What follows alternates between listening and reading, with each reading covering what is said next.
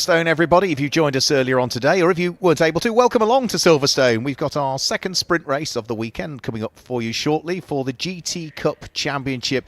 This will be round 14 of the championship, another 25-minute race to look forward to. We'll see as to what might happen, because certainly for race 13 of the season, earlier on today, it threw up a few surprises and a few incidents along the way. So before we start to look at what might be happening in the next 25 minutes, let's just look back at some of the highlights from earlier on today.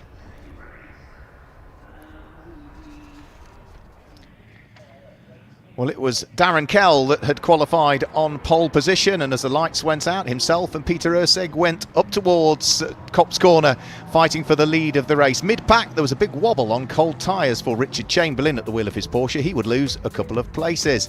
But then, up towards the braking area for Club Corner, Mark Havers made brief contact with a fellow competitor, and skittering off into the gravel trap at Copse went Chris Valentine. All of this happened on the same lap. Then Mark Havers had a big spin following contact with Marcus Vivian's Ferrari, swerved across in front of the pack, and almost then made subsequent contact with Jack Gadd. And on the same lap, Matt Eddles got into the side of Tim Docker's McLaren Artura. That pitched the McLaren into the gravel trap, and with the likes of the stricken Lamborghini of Mark Havers out there on circuit, and also Chris Valentine in the gravel trap, the safety car was called for.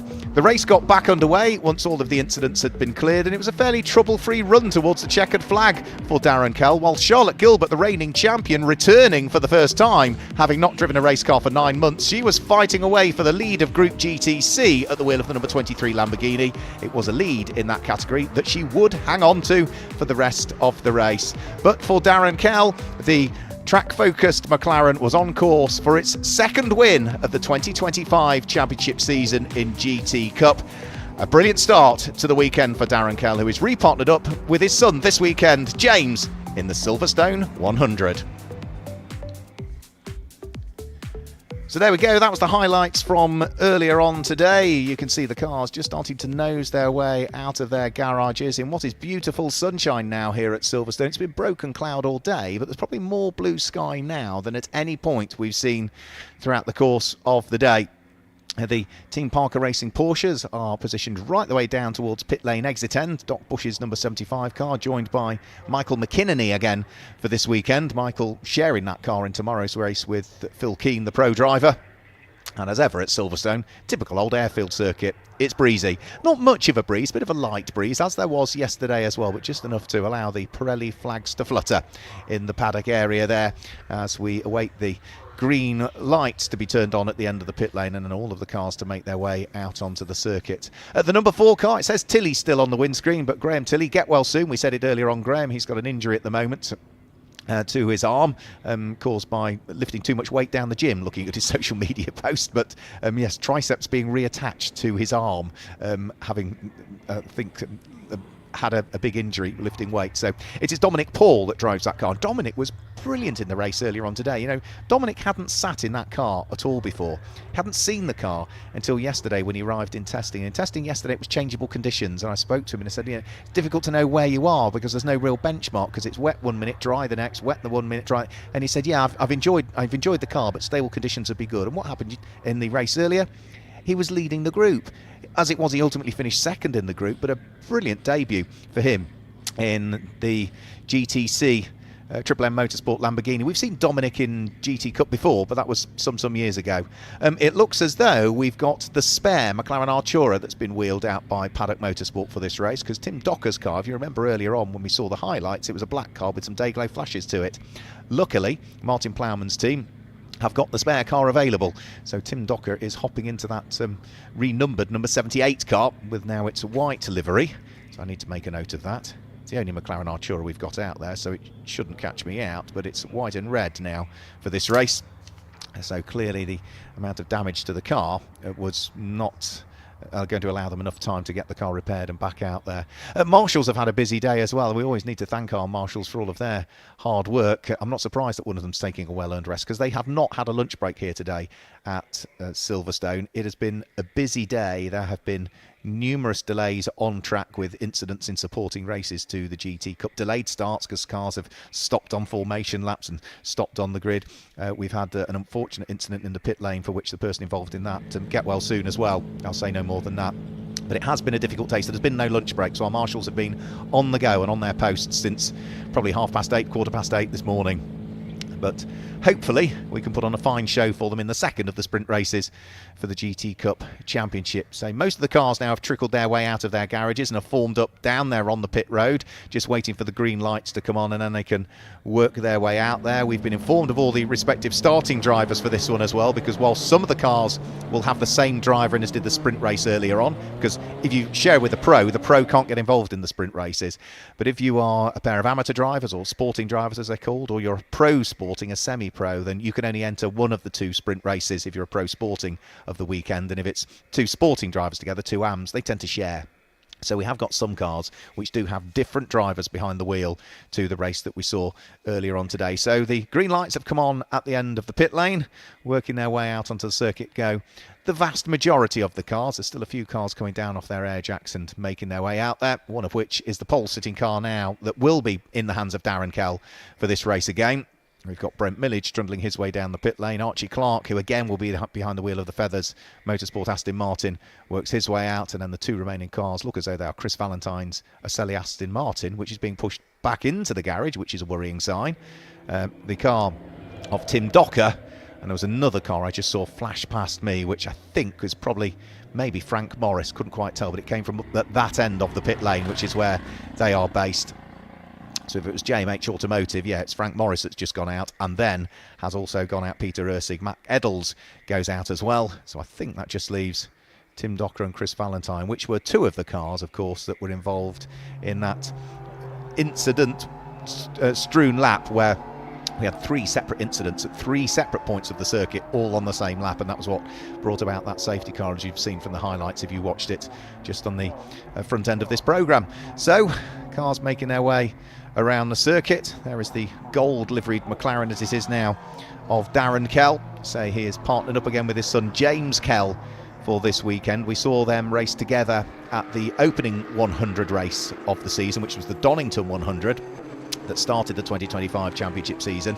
And what a race that one was. If tomorrow's race is half as good as the Donington 100, we're in for an absolute belter, because at Donington Park, you know, sprint race now, say, I'm talking about the longer race tomorrow at this stage, but at Donington, that 100-minute race, it was decided, if memory serves me correctly, 8 1,000ths of a second after 100 minutes of racing decided the win. And it was Mark Smith, the American, in his McLaren that claimed the win from that car of what was James Kell, who was chasing him down towards the end. So hopefully we're in for another grandstand Silverstone 100, but that's all to look forward to tomorrow.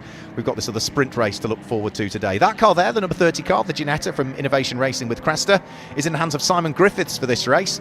We saw some brilliant work done in the race earlier on today, where Luke Bennett secured Group GTH win in that car. That's for those cars that comply with GT4 homologation and regulations. But it's Simon that jumps on board the Innovation Racing with Cresta. The number 888 car, which is the Lone Wolf Racing car, sole entry, single sort of entry for them for this weekend. Not seen the car or the team out before in GT Cup. It's John Turner that's back behind the wheel of that car. The number 4 car will have Dominic Paul on board once more. Let's see what he might be able to do. And I'm just looking to see of the cars who else has changed driver. Number 23, which we saw Charlotte Gilbert do good things in. Top Cats Racing have pushed on board Fraser Fennick for this race, so that could be another good one to see how Fraser matches up with Dominic Paul. The SVG Motorsport BMW coming into position. That's another one that's got a change of driver. Ian Astley does this race, because we saw Neil Wallace, was it not, do the race earlier on today? I'm trying to think back now. Was it Neil Wallace, number 24? It was Neil Wallace earlier on today, yeah, so it is Ian Astley. So Peter Ursig working his way through. The two JMH cars were the last two out of the garage. So here comes Darren Kell up into position on the front row of the grid. And then Peter Ursig's Audi will have to work its way through the traffic and up onto its position on the outside of the front row of the grid. So for rolling starts at Silverstone, which this one is, pole position is always the inside line, which is what you'd usually expect. But for standing starts, bizarrely, it swaps to the opposite side at Silverstone. So where Peter Ursig pulls up, if it were a standing start, the outside run to Cops Corner is deemed to be pole position, which is quite unusual when it comes to circuits. So there's Peter Ursig, driver that is sitting in the car. Chatting to him is Marcus Clutton, the pro driver who will be sharing the car with him yesterday. I think that was Marcus at least. Door closes, and Peter, who's done a lot of racing in this Audi. The R8 is now very much an old car when it comes to GT3. Audi now at the back end of 2024 delivered the last ever customer Audi R8 off the production line. Audi Sport now ceasing as a manufacturer, but still helping to support customers, but not to as big a degree as they've done in the past. But such a shame, because the Audi R8 has been a very, very successful car. And in the hands of Peter Ursig and Marcus Clutton these last few years in UK motorsport, it's also been hugely successful. So there's Darren Kell, our pole sitter. His first season of racing in a GT3 car. We've seen him out racing in GT Cup and GT4s before. First cut his teeth racing things like Mazda MX-5s did Darren Kell. So this is the one of two cars that he's got available to him this weekend. The spare is in the garage should they need it. This is the car that we did see out in the Donington 100 at the beginning of the season, but was involved in an incident coming out of the Melbourne hairpin and up towards Goddard's at the end of one of the laps with Paul Bailey at the time. So this is the rebuilt car, and the last few team officials now being asked to vacate the grid. There is a gap there where the Brabham should be, but is not by the look of things. So it looks as though Paul Bailey has not made it onto the grid. So yeah, directly opposite Dominic Paul, there is a huge, great big gap, and that's where we should have had the Brabham. Now, I do hope all is well with the Brabham, because that is a newly rebuilt car with lots of changes having been done in the engine bay and changes generally to the engine over the winter. And fingers crossed that it is just a small, unrelated issue and not a major issue for that car, because it's such a shame not to see it out. So off they go then on their formation lap ahead of this 14th race of the 2025 championship season. Darren Kell will be starting from pole position. So let me guide you through the way that they will line up then for round 14 of the 2025 GT Cup Championship. It is Darren Kell that starts on pole position in the McLaren with Peter Ursig's Audi alongside. Row 2 of the grid is David Short's Porsche alongside Fraser Fenwick in the Lamborghini. As we head on to the third row of the grid, it's Dominic Paul in his Lamborghini, and then the gap where we should have had Paul Bailey's Brabham. So it's Richard Chamberlain's Porsche that lines up there on the next row of the grid, and it's Marcus Vivian's Ferrari. Row 5 is James Cayley and Dan Brown at the wheel of their Lamborghinis. Michael McInerney in the Porsche is there on row number 6, alongside Simon Griffiths in the first of the Group GTH cars, which is the number 30 Ginetta. Jared Waberski is next up on the inside of row number 7. Alongside him is Frank Morris, and it's Owen Hizzy that will start the number 99 Ginetta for SVG Motorsport alongside Archie Clark in the Aston Martin. Then as we head on to what is row number 9 of the grid, it's Doc Bush, or Keith Bush, alongside John Turner. Then it's Matt Eddles, who has got Ian Astley for company on row number 10. The 11th row of the grid is Brent Millage and Tim Docker in the spare car from Paddock Motorsport, and Chris Valentine in the second of the Aselli Motorsport Aston Martins, having his first weekend of racing in GT Cup, starts at the tail end of the order. In fact, his car has not made it out either, so I can see that Tim Docker is there, but there is no all-white Aston Martin that sits behind. So hopefully Aselli Motorsport are working on that car, and we might see Chris maybe as a pit lane starter. So we had plenty of action in the first race, somewhat interrupted by the safety cars that needed to head out onto circuit as a result of that action. Let's hope for a slightly less fraught race this time through, but all equally a good one, an interesting one, a tight one, a close one. Some good battles. We'll wait and see. Watch out for Tim Docker, see how much progress he can make in the McLaren Artura from the tail end of the field, and we'll see as to whether Peter Ursig at the front end of the order has any answer to the pace that Darren Kell had in the race earlier on today. So they're just working their way through Abbey and Farm. The front runners at the sharp end of the grid heading up towards Village Corner and the loop already. And then once they all get onto the Wellington Straight, they'll be asked to go into side-by-side formation. And then the safety car, if it's happy that everybody is there, should extinguish its lights, and that will be the indication that it's going to pull off into the pit lane. But still, then it's up to the man on the start gantry with the lights on as to decide whether he's happy to then turn those lights off and get the race properly underway. But they are well versed with this one. Neat 2x2 order. Pace car just keeping them at a nice, consistent and slow pace as they head up towards Brooklands. So all of that final bit of weaving has been done on and off the brakes as well to build the brake temperature. And then the focus for the drivers will be on the next 25 minutes of racing. And of course, those start gantry lights, which will be red at the moment. And as soon as they disappear out, then we'll be away and racing. So it's a McLaren and an Audi on the front row of the grid. It's a Porsche and a Lamborghini on row number 2. It's a Lamborghini on its own on row number 3, and a Porsche and a Ferrari that sit there on row number 4. Lights are on the gantry, 25 minutes on the clock. Round 14 of the 2025 GT Cup Championship is about to get underway here at Silverstone on the Grand Prix circuit. The lights go out and we're away for the second sprint race of the day. Up towards Copse Corner they work their way, and it's Darren Kell and Peter Ursig first and second place. It looks as though further down through the order, running wide there, was both Frank Thomas and Simon Griffiths, but they just run out onto the tarmac and keep themselves away as they try and rejoin the pack. It's Darren Kell that leads from Peter Ursig in second place. David Shaw sits there in third, and the early leader of Group GTC is going to be Fraser Fenwick at the wheel of the fourth place Lamborghini, but he's got right behind him the Group GTO leading car, which is Richard Chamberlain's flame-spitting orange Porsche, which in a straight line should be a match for the Lamborghini. Richard Chamberlain draws himself alongside Dominic Paul, actually, whereas I was expecting to catch the car ahead. He was having to defend from Dominic Paul, so it is the orange Porsche that leads Group GTO at this stage, of course with the absence of the Brabham. So up towards the braking area for Club Corner for the first time. Marcus Vivian at the wheel of the white Ferrari just turning his way through. The early lead in Group GTH looks as though it's moved around, because to me that looks as though it's Owen Hizzy potentially that might have picked up the lead in Group GTH in the number 99 SVG Motorsport run, Ginetta, but we'll confirm all of that when they come over the start-finish line for the first time. Dan Brown going well at the wheel of the black and the black and Dayglow green Lamborghini. He's placing Dominic Paul under pressure. He dives decisively up the inside of Richard Chamberlain's Porsche, heading in towards the braking area for Village, and makes it through. So place gain for Dominic Paul, goes through and ahead of the car that is leading Group GTO at the moment. You see a big slide on corner exit as well as Dominic Paul tries to get his foot down, and now they're all bottled up behind Richard Chamberlain. It's Dan Brown in the black and Dayglow green car who is coming under attack from Jared Waberski, who's looking for the inside line and might be able to squeeze his way through. The two Top Cats teammates together through Brooklands, but Jared Waberski in the green and the purple car has made it stick, the number 58. Takes a really wide line now going in towards Luffield. Almost triangulates it so he can get on the power nice and early coming out of the corner, and that seemed to work for him because he's now got a good run as they head over the National Pit Straight. So that's first lap chalked into the book. Darren Kell leading the way by 2 seconds after just the first lap of racing.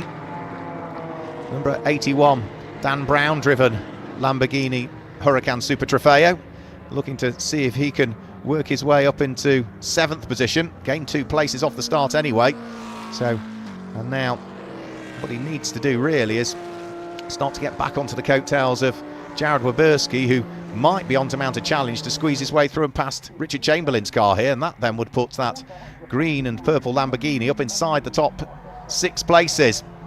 In a straight line though, looks like Richard Chamberlain just about has the legs, probably not quite as good on the brakes in the older car, but still enough to keep the South African behind.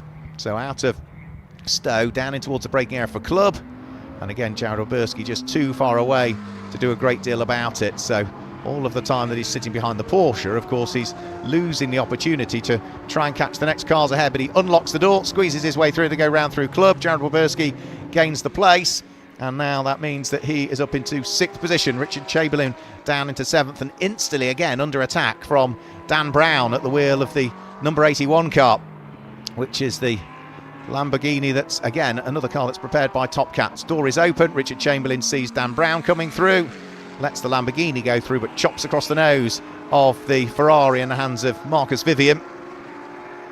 So that's the next car that Richard Chamberlain is going to want to try and keep behind. And Richard Chamberlain's losing all of these places, but he's not losing any championship points because he's the only car running in GTO. And out of the pit lane, I said he might start a little bit late, but Ocelli Motorsport have worked their magic, and Chris Valentine is out and on track at the wheel of the number 96 car, albeit a little bit late.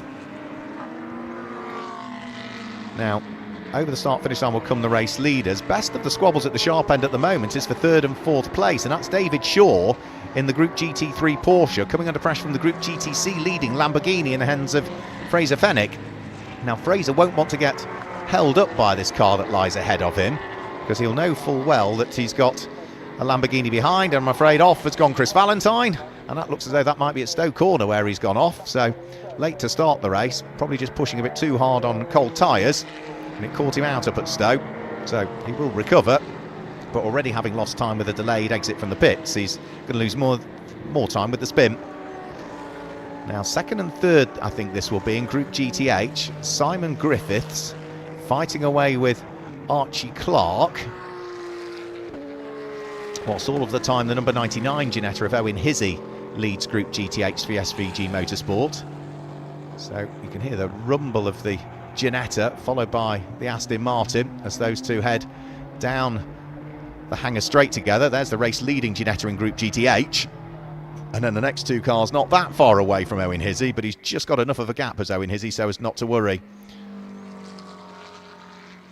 Up towards Abbey, David Shaw still running in 3rd place, still with Fraser Fenwick at the wheel of the Lamborghini behind him. I know there's plenty of new support and fingers crossed sponsorship coming in the general direction of Fraser Fenwick, who himself and his father Bob worked tirelessly hard to raise the budget to get him out there. He's certainly been very quick and very consistent since he arrived in GT Cup back in 2024, having only raced things like Mazda MX-5 on treaded tyres in the past, and straight away jumps into a Lamborghini on slicks and was instantly a star in his first weekend of racing.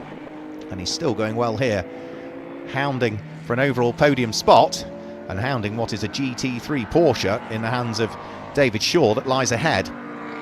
So through Brooklands, out of Luffield, onto the start-finish straight. Arguably the Lamborghini are probably a bit more power in a straight line, but hasn't got the developed aero of a GT3 car, and also don't have as many tricks and things you can do with things like ABS and traction control on a Super Trofeo Lamborghini, so harder car to drive. But he's certainly working hard at the wheel to try and stay on the coattails of David Shaw. Now, Dominic Paul is next up at the wheel of the red and the Dayglow yellow Lamborghini. There's a skitter of gravel, and I'm afraid that's Chris Valentine that's off for the 2nd time this weekend into the gravel trap, but this time he's found the gravel further around the lap. I think that was in towards Beckett's where he's gone off.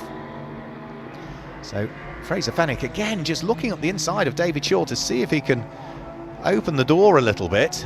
So 2nd, 3rd, 4th, 5th, 6th, all not that far away from each other, because Peter Ursig now is getting caught, isn't he? Peter Ursig's last lap was a 2:03, which wasn't a slow one, but I suspect that Chris Valentine's Aston Martin probably put off Peter Ursig when it went into the gravel trap, and that is now why he's got caught from the cars behind. And that Aston Martin, is it going to come out? The marshals are trying to give it a shove.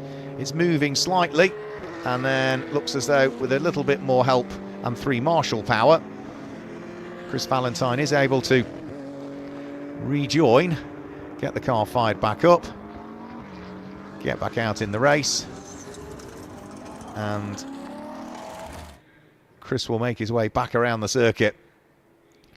So at least that's one car now out of harm's way, and that means that those localised yellow flags can now be withdrawn. This is fight for the final place inside the top 10. So this is James Cayley at the wheel of the slightly older iteration of Porsche Carrera Cup car, coming under pressure from Michael McInerney. It sits directly behind, and the Cayleys, it really ought to be running in Group GTB, but as I said earlier on, we've amalgamated Group GTB and Group GTC together for this year based on numbers.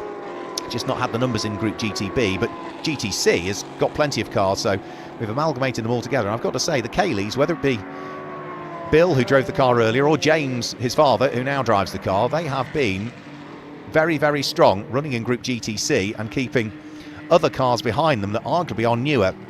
So they ought to be maybe struggling to keep up with them, but they've been ahead of a good chunk of them. So through and round past the end of the lap, Woodcote Corner, up towards Copse. They will thread their way, and it's still James Cayley that's holding off Michael McInerney. This is for 5th and 6th in Group GTC, 10th and 11th places overall. And if they look in their mirrors, they'll see there's another Group GTC car behind them, which is going to be Frank Morris at the wheel of his Lamborghini. And then after that, it'll be the Group GTH leading car, which will be Owen Hizzy at the wheel of the Ginetta.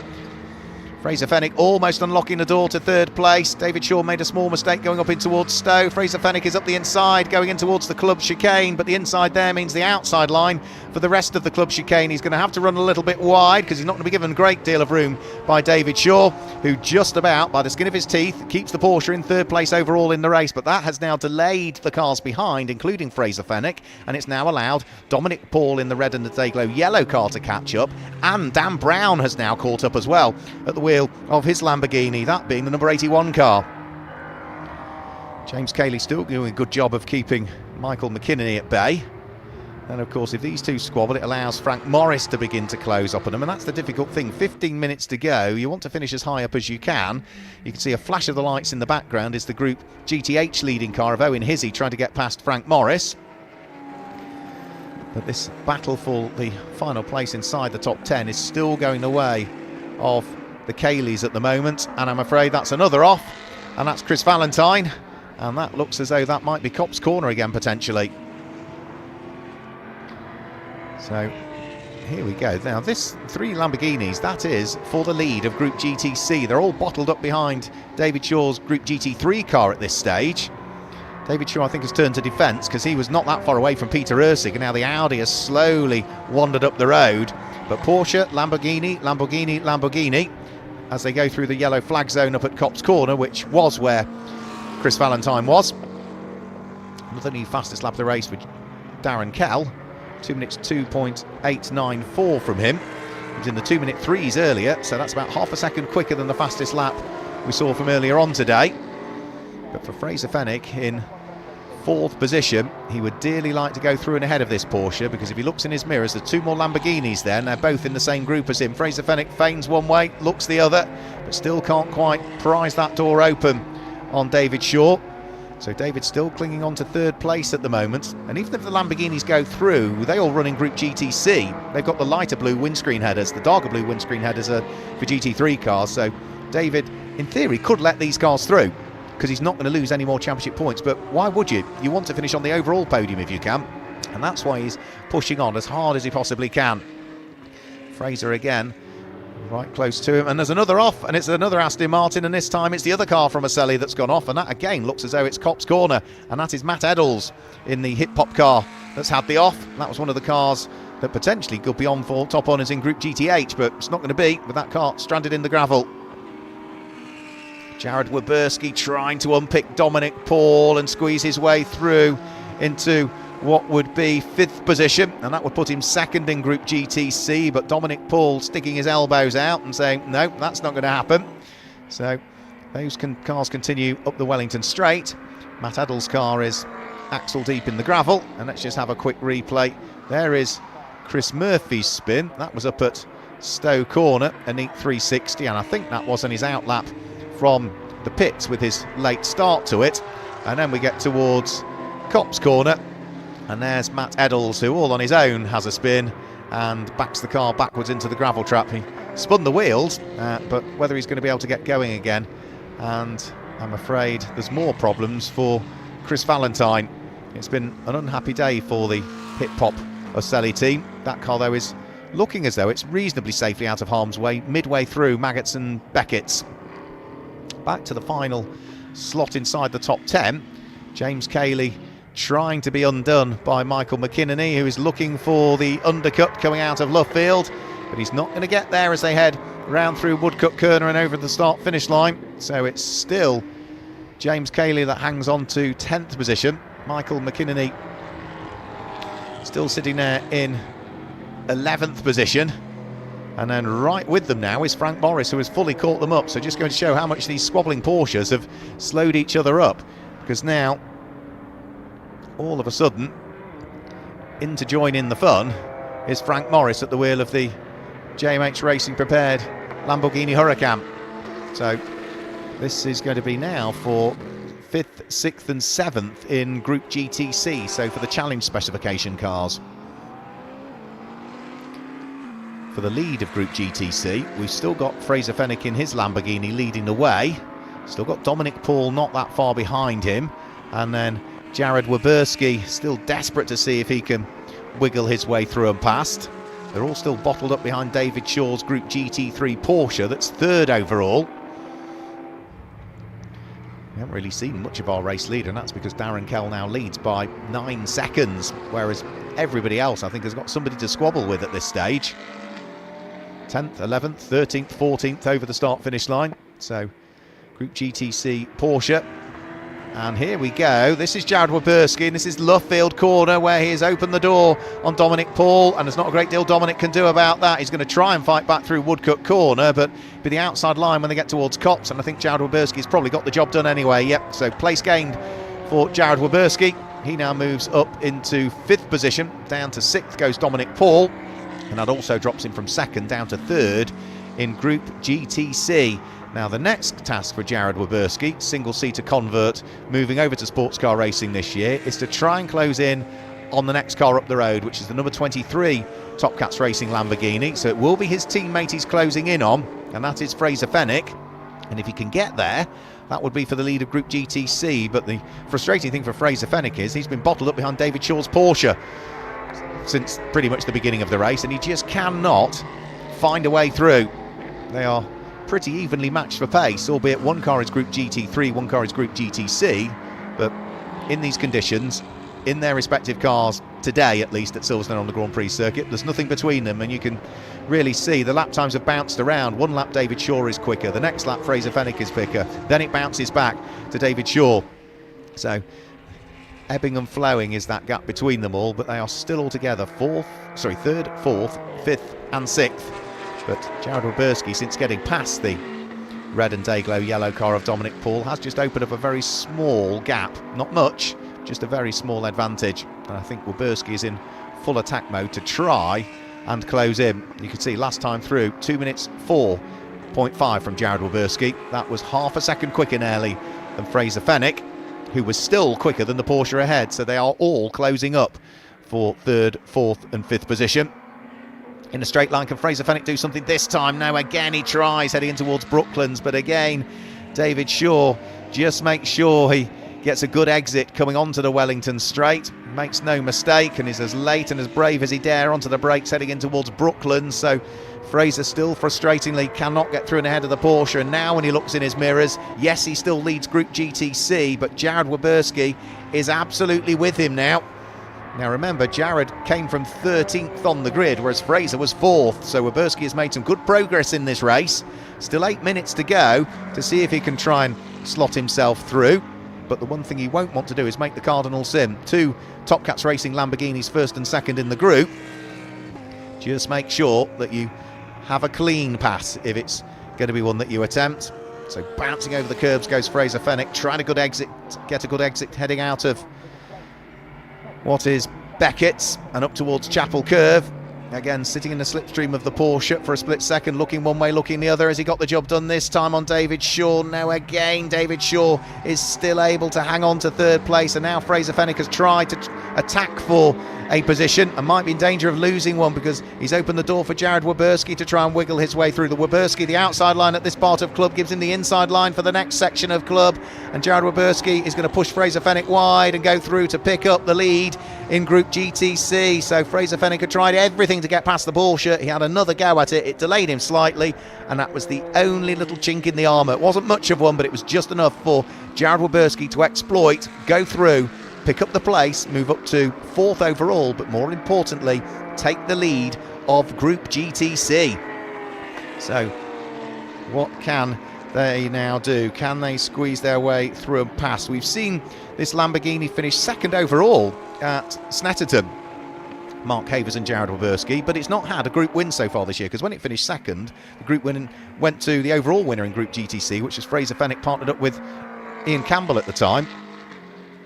So could this be a first win for the number 58 Top Cats Racing Lamborghini Huracan in its group? Well, Fraser Fenwick has got other ideas about that. He'll want to try and reassert himself back into that position. If they both slow each other up, don't rule out the fact Dominic Paul can be there. And let's just have a quick look here. This is Frank Morris trying around the outside of James Cayley, and then there's almost contact between himself and Michael McKinney. So he was trying to get up into 10th place and now actually drops to 12th, Frank Morris. So just going to show how tight and how close it is. You try something, if it doesn't work, you lose places. That's exactly what happened to Fraser Fenwick. That's exactly what happened to Frank Morris.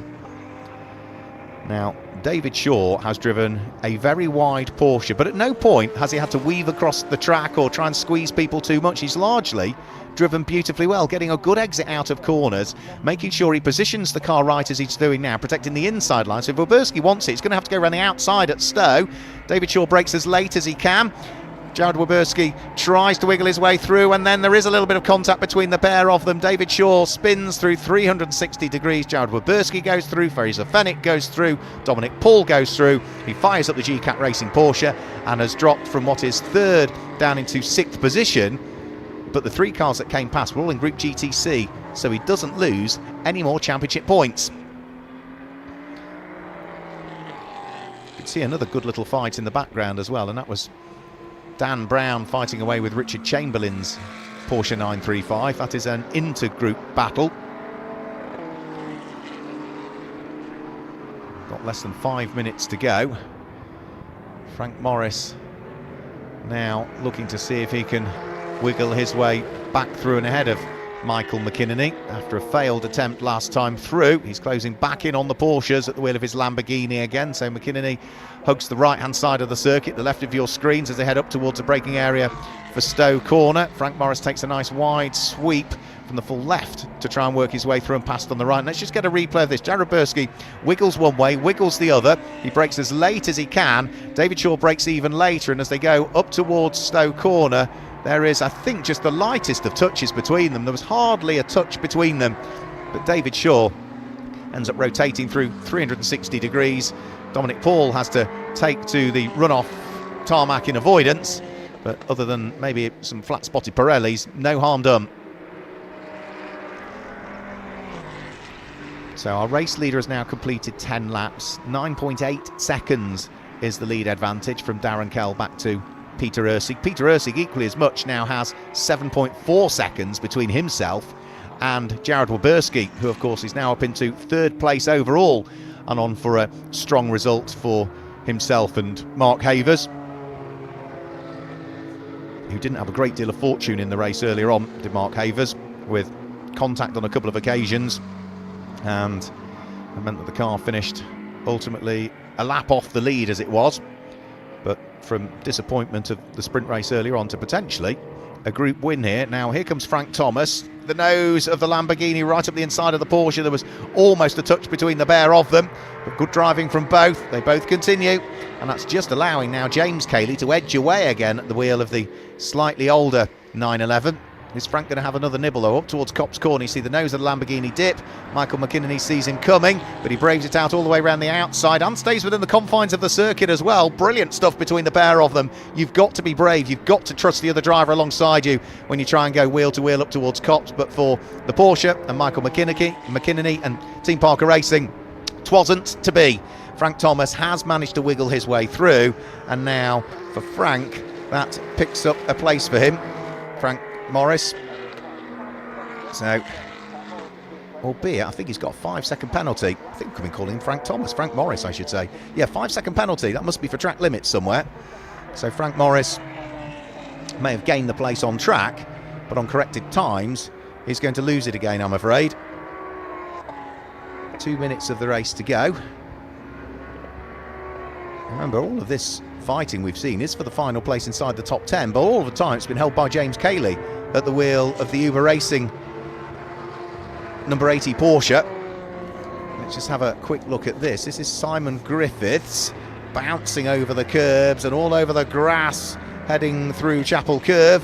gathers up the moment at the wheel of his Innovation Racing with Cresta Ginetta, and now will set his sights about trying to recatch the Feathers Motorsport Archie Clark driven Aston Martin that lies ahead. So they're just heading up towards the fast right-hand kink at Abbey, and then from there it's the left-hander at Farm and in towards the braking area for Village and the Loop. But Archie Clark for the moment still hangs on to the place. That will be 14th overall, but more importantly that is second in the class.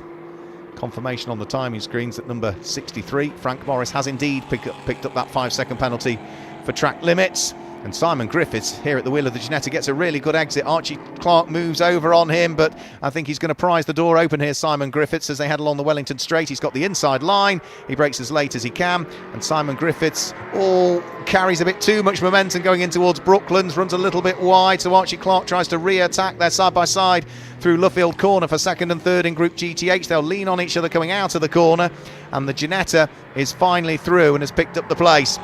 Good driving from both that, but you could see that Simon Griffiths was absolutely on the edge and asking a lot of those Pirelli tyres as he pitched the car in towards Brooklands, but he just about hung on. So through Copse Corner, Griffiths now up to second in Group GTH, Archie Clark down to third in Group GTH. And again you can see the last couple of laps is where Simon Griffiths has just edged up towards Archie Clark.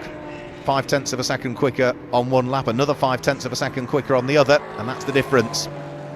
The Ginetta is getting quicker and the Aston Martin is just dropping off slightly. The clock has ticked to 0 though, and Darren Kell is now onto his final lap of the race, leading by 9.6 seconds from Peter Ursig. So he only claimed his second win of the season earlier on today. Simon Griffiths running wide there though, coming out of Stowe Corner. So just needs to be careful. He stays within the confines of the circuit, otherwise he would pick up a penalty. He's not the only driver to have picked up a penalty, because Michael McInerney has now picked one up as well. So we saw Frank Morris pick one up for track limits. The number 55 Porsche's now picked one up, as our race leader safely passes Tim Docker's Paddock Motorsport McLaren Artura, car that runs to McLaren Trophy specification, so that's why it runs in Group GTC. It's a challenge spec car, a bit like the Lamborghini Super Trofeos, a bit like the Porsche Carrera Cup cars, a bit like the Ferrari Challenge cars. All of them run in Group GTC if they are the newer variant of the car. Let's say for the Kayleys, because theirs is a slightly old one. It actually should be a Group GTB car, but I think for some scoring purposes we've amalgamated the groups in Group GTB. So for Darren Kell, heading out of the loop, up towards Aintree Corner, and then down the Wellington Straight for the final time. There is a spun car of Michael McInerney, who's had a moment coming out of Aintree. He will get going, but he's now dropped off the lead lap. But for our race leader, up towards the braking area for Brooklands, in towards the left-hander at Brooklands, up towards the sweeping right-hander at Luffield, and then it's just accelerate your way up towards Woodcote Corner. And for Darren Kell, it's the perfect day for himself, the McLaren, and track focused. It's going to be a double win in the two sprint races here as part of the Silverstone 100 weekend. His third win of the championship season comes in round 14 of the 2025 GT Cup. It will be Peter Ursig who should come through shortly to finish in second position. Yeah, there comes the Audi over the start-finish line to finish in second place, but not that far behind him in the end was the charging Jared Werberski, who finished third overall and took the win in Group GTC. Fraser Fennick finishes in fourth place, Dominic Paul in fifth. Should be David Shaw at the wheel of the Porsche that's there in sixth, and problems for Simon Griffiths. There is a little bit of smoke coming from that Ginetta. Now, is that engine related or might that be tyre related? But that is the car that had been leading or had been fighting away, hadn't it, with Archie Clark for second and third in Group GTH, and it's dropped down through the order, and I'm not entirely sure it's going to see the checkered flag because it's really easing its pace around the track. Group GTO win, by the way, went to the car that finished in seventh place, which was Richard Chamberlain, and it was Dan Brown in eighth place. Marcus Vivian, who had a much quieter race, finished in ninth place, and it's a left rear puncture for Simon Griffiths. I thought it might be tyre related. And completing the top 10, haven't seen the car over the start finish line yet, it should be James Cayley that finishes in 10th place, but Simon Griffiths he's going to try and limp that car back. One thing he won't want to do is come back too quickly, because he will end up destroying the bodywork on the Ginetta if the tyre starts to flail around. But if he can get it back, he will be classified as a finisher and would still complete the full distance as well, 13 laps, but it's going to be third in Group GTH, I'm afraid, is as good as it's going to get. But the win overall, and that's 2 today, goes the way of the number 88 McLaren as it makes its way around the circuit. Here comes the Cayleys over the start-finish line. So they had a busy old race, did James Cayley that time through. In the Group GTH win, the Ginetta now just heading towards Copse Corner. Owen Hizzy, SVG Motorsport, will be the winner of Group GTH. Final few cars to come through and take the checker flag. Archie Clark to come through. And there will be a delay before we see Simon Griffiths over the start-finish line, because we know his car is limping its way back around the circuit. So once we've got Simon Griffiths through, that will be everybody to take the checkered flag. So we should hopefully be able to confirm some results for you very, very shortly on what are now ever bluer skies at Silverstone. Darren Kell claims the win, his second of the day, his third of the season, with Peter Ursig in second place, and the winning Group GTC goes the way of Jared Waberski, who finished in third place. Fraser Fenwick was fourth, with Dominic Paul in fifth, and David Shaw completed the top six. The winning Group GTO went to Richard Chamberlain, who was seventh. Dan Brown was eighth, ahead of Marcus Vivian, and James Cayley had a busy race to finish inside the top 10. Frank Morris was 11th, but did pick up a time penalty for track limits. Owen Hizzy in 12th place, number 99, claimed the win in Group GTH, with then the car finishing in 13th place being Archie Clark, head of Simon Griffiths. Tim Docker was 15th. Michael McInerney had a spin and finished in 16th, head of Doc Bush. And the winning Group GTA once more went the way of the number 24 BMW in the hands of Ian Astley for this race. It was John Turner who was there in 19th place. Brent Millage wrapped up the top 20. And then it was Matt Eddles and Chris Valentine, who both had issues in their respective Aston Martins, both of whom are prepared by Aselli Motorsport. Gravelly moments for both. So that's the results. It was an interesting race, some great battles all the way through. So let's look back at some of the highlights from the race we've just seen.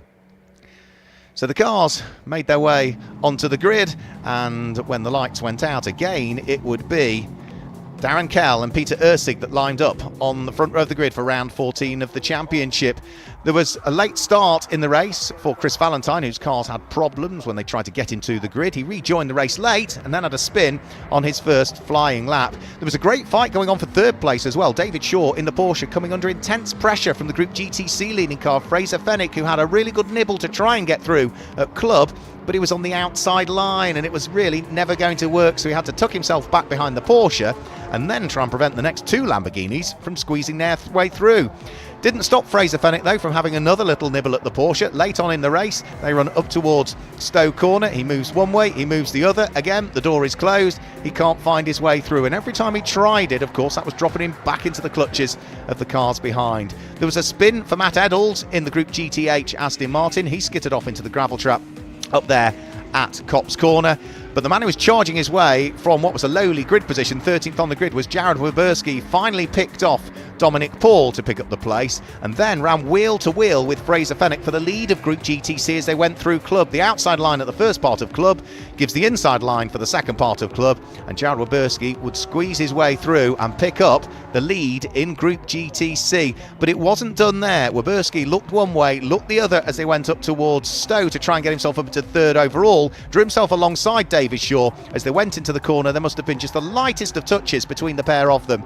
David Shaw spun through 360 degrees, was not collected by the next of the cars behind, and he would go to continue, but unfortunately would finish in 6th.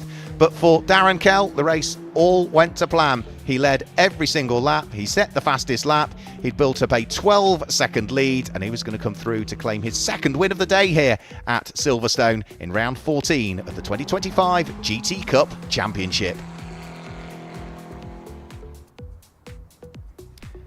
So that's it for today from the GT Cup Championship. Remember, it's the Silverstone 100 weekend, which means we've got 100 minutes of racing to look forward to tomorrow, including that mandatory pit stop and the driver change as well. That will be round 15 of the championship. Please join us for that. It's going to be around about 1 o'clock, 10 past 1 tomorrow. So from everybody here at Silverstone, GT Cup, Butte Motorsport and Onside Productions, we'll see you tomorrow for the Silverstone 100.